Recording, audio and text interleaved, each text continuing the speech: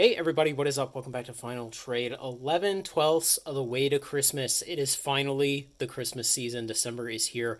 What did I buy in November of 2023? First off, Commander Masters collector boxes. Now, I picked up three of these for $137 each on the 17% bonus bucks Black Friday sale last week. I won't be comparing these to any market price today because really it would just be whatever that price was, headline price a week ago minus 17%. So I don't really come out looking like a hero on a lot of these prices. I just did the smart thing. I subscribed to Infinite for long enough to get a 3% discount, and then I bought heavily when everything was discounted.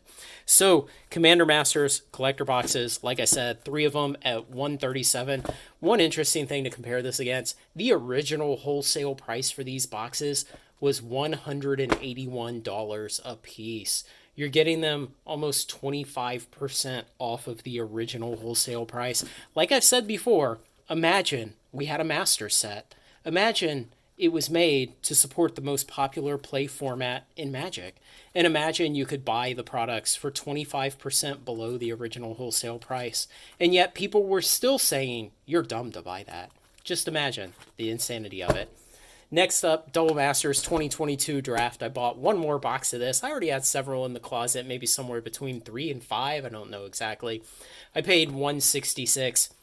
And this is the kind of thing where if you look out on the price history on TCG Player, just the last 12-month price history that they'll show you on there, it's just been down and down and down and down and down almost the entire life of the product. Trended sideways at some points, but besides that was essentially down all the time. And so then you get another 17% off of an entire year's of price erosion. Next up, over on Flesh and Blood, Dusk Till Dawn booster boxes. I bought one 4-box case of this. I'll buy another case later. I typically buy 8 boxes of every Flesh and Blood release. But one 4-box case, I paid $62 per box. And over to Pokemon, Obsidian Flame booster boxes. This was SV03, and I hadn't picked it up yet. I got 6 of these for $81 each. Yep. I'm not even sure we could have gotten Chilling Reign at $81 each. I remember it in late 2021 being 85, 87, 90, kind of in that price range. I don't recall specifically ever seeing something as low as $81. But, you fast forward a couple years just to today, and people look back at Chilling Reign and wish that instead of posting on Reddit to each other about how bad it is, they had just bought more instead. Same thing, Paradox Rift SV04. I bought a 6-box case like I do for every regular Pokemon release that has booster boxes. I paid $78 per box. All of this was bought on the Black Friday bonus bucks sale because in the month of November, why would you buy anything else? And so the final thing that I've got to show for this month that has come in, I'm still waiting on shipping on a bunch of other things from the sale, but the final one that's come in is 6 of the 151 ETBs. I already had 4 that I had bought previously, so I bought another 6 just to round it out as an even case. And I paid $43 each. I'd kind of expected to pay less than that, and well, it didn't work out, but oh well, I'll take 43 bucks each. That's fine. So, going into December, final month of the year, the market is so negative. People are so negative. It's always amazing to look at these times and to think back to when we saw this kind of negativity during, say, lockdowns in 2020 when the market just absolutely dumped, the stock market, I mean, and how negative people were then and essentially how wrong they were in the long run. How everything they said was going to zero and never coming back all came back. And it's all stronger now than it was before 2020. And if you look back in history, you look at the great financial crisis and the dot-com bust, there are scant few assets that went down during those dark days of those bear markets that never came back. And you have to think of it in terms of that. And that's why it's so exciting for someone like me who's been in the stock market for 20 years and done well there to come over to the TCG market. And basically you just see all the people you're competing against for money just kind of making the classic stock market mistakes and saying, oh, well, if something's gone down for a month, well, then it'll surely just go to zero and be worth nothing. And you kind of snicker and you think about all the times you've seen that not pan out before and how most of the time in the future it will not pan out. So go slow, don't panic, up or down. The market will eventually turn. Eventually, some of these supposed print run reductions Some of the changes at WotC will start to come through. They must. And so when that happens, don't panic in the other direction and suddenly just go out and buy everything you can. Go slow, have a plan, and stick to your plan. My plan is the wide, thin net, buy a little bit of everything, dip into everything there is, even standard magic products. I dip a little bit into that also, but have a set amount of everything that you buy and then stick to that and then allocate a little bit more money to the kinds of things that you think have incredible upside potential compared to the remaining downside risk.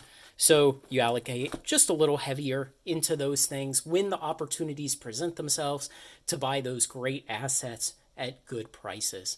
And so just a small update on final trade after November. I put on nearly 20 new patrons in November with all of the Black Friday preparation, all the EV analysis, all the things that I did over there with that. I kind of, and I don't even want to say cynically, I just think that it's kind of human nature. I expected that maybe out of those 20, 5 to 8 of them would quit before the end of the month, before they had to pay. And interestingly, only 2 people left the patronage after the Black Friday sale, and one of them had been a patron for at least several months beforehand. So I was kind of surprised by that. It's pretty cool that those people want to stay around even after all the uh, juicy information for Black Friday is now given out and Black Friday is done and we're moving into the next month. So very happy about that. Very happy to have that support over there. All the great people over there who are always messaging me, asking great questions, sharing their great ideas with me. I mean, I feel like I win more than anyone else over there because I've got 90 some odd people messaging me, telling me what they think, asking me good questions to get the gears in my brain turning, all of that.